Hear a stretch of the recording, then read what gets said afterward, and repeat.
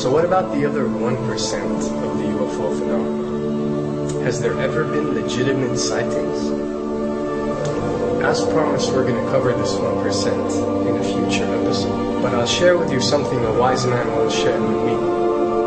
Before we should start focusing on dealing with problems outside our world, we should first focus on solving the problems within our world.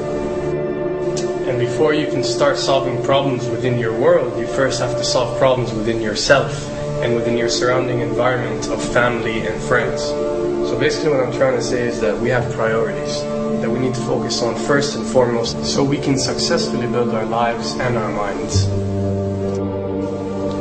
Now, it's no secret that the difference between what the government knows about UFOs and aliens and what is shared or released to the public is extremely enormous. And unfortunately, governments and several organizations on Earth are taking advantage of the UFO phenomenon to achieve worldly agendas. So why do we see particle beams, huge ones, firing at things that are, you were saying 200,000 Gs? Yep. I mean, go over that. Well, because I think it's part of a test for if there are bad guys out there. Or maybe they're doing preparations for faction. We may be looking at more than one faction. Remember, these groups tend to fragment. They fractally fragment so that you have wars within wars within wars. You know. But why would NASA release that footage? Well, remember, you've got all the good guys in NASA, and then you've got a few who are not good guys. The good guys don't know that there's something to keep secret. They, remember, the lie's different at every level. They believe the lies they've been told.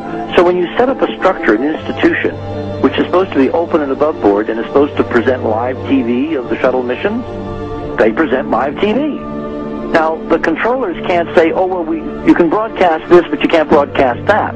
Because the honest guys will then say, sure. Well, why can't we broadcast that? So people always say if this was happening, it would come out, and it is coming out. Well, I mean, I agree with you. When you've got the Catholic Church saying we need to love the aliens, they're our brothers, when you've got every major denomination saying it, when you've got all the movies, and you've got, in the 80s, huge programs at the Olympics with aliens landing, fake aliens, and you've got huge things the size of 3 football fields floating over Dallas, and stuff all over the place. Something's going on, and then I read government documents about fake extraterrestrial landings. Any of this. Why? I mean, you believe it's fake. Remember Operation Northwoods? Yes. Okay. Or we can go to the, September 11th. Governments do huge, big things to sway populations at key nodal points in history. They love hoaxes. Yeah, well, it's manufactured history is what it is. We are building, all my UFO friends, I need to shake them because they're so, frankly, they're extremely naive, Alex. They really believe we're building toward disclosure. I believe we're building toward a mass, carefully manufactured, fake event where ETs, who are really humans, who are really part of this secret clique, who are probably Nazis, who have developed or perfected their technology from World War II, which is why you've got to get, Joseph on. They are going to basically fake out the world. And there's an incredible window on the Nazi black ops programs, the compartmentalized, incredible high technology efforts that were being funded by the Nazi war machine, particularly toward the end of the war in a desperate effort to win the war, and they fastened their hopes on several key technologies, some of which appear to be the control of gravity itself, which again is a separate piece of data from my work, which came at this from a hyperdimensional physics perspective. We know there's a lot of suppressed technology. 20 years after the B-2 bomber was already in service, they declassified it. So we have a lot of cases of that. We know there's a whole shadow government. This is technology and physics, Alex, that would make anything you think you know like a candle flame compared to a hydrogen bomb. This is a physics that literally allows you to rearrange time.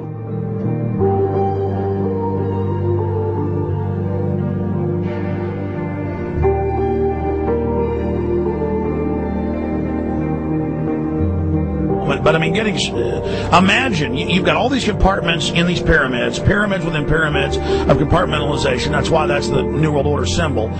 And we don't know what they've got because they are so secret. We know they lie so much. We just know it's advanced. Mainline scientists say they're 30 years advanced. So Richard C. Hoagland, what I'm saying to you is, I'm entertaining what you're saying. I respect you. I think you're a great guy.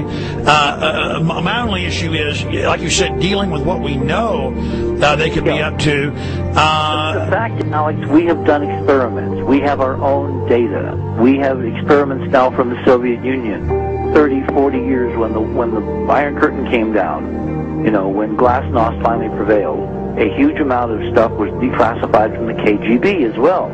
And we now have put this data together. We not only know what the physics is, we know what it can do, we know what it's based on, we know how to make it work. We've seen in our own experiments ample evidence. We've seen experiments across the American landscape and even in Europe that vindicate various parts of this.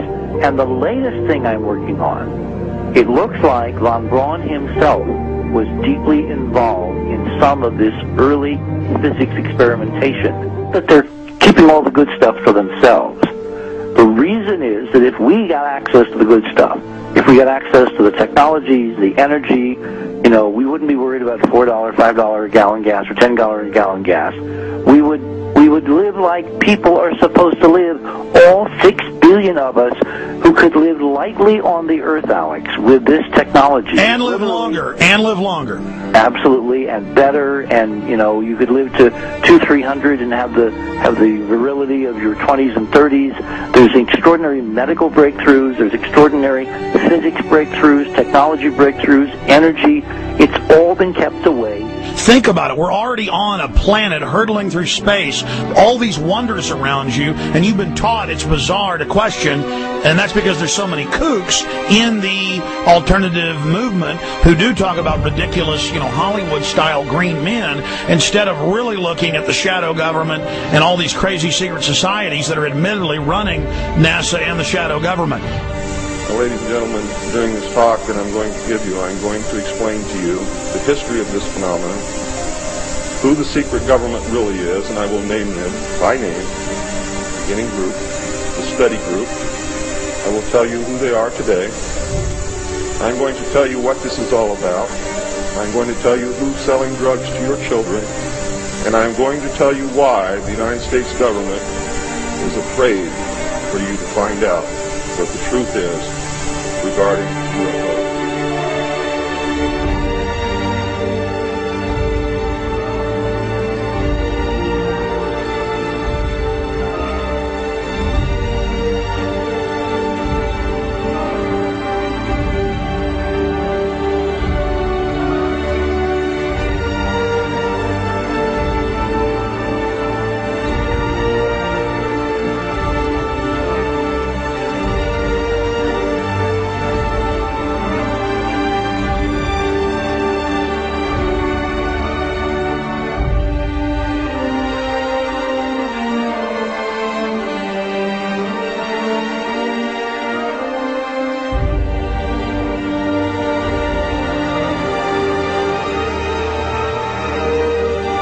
And it turns out that even though she remembered that she'd been part of the team to debrief the astronauts, she couldn't remember a thing that they said.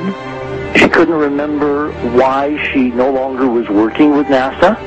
She couldn't remember. In other words, her memory lapses were enormous, and I don't think they were sane, because we now found the same pattern in all the flight crews.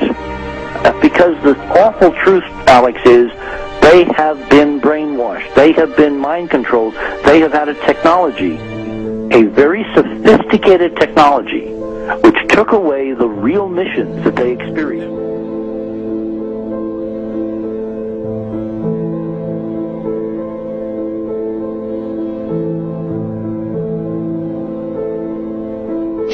Sorry.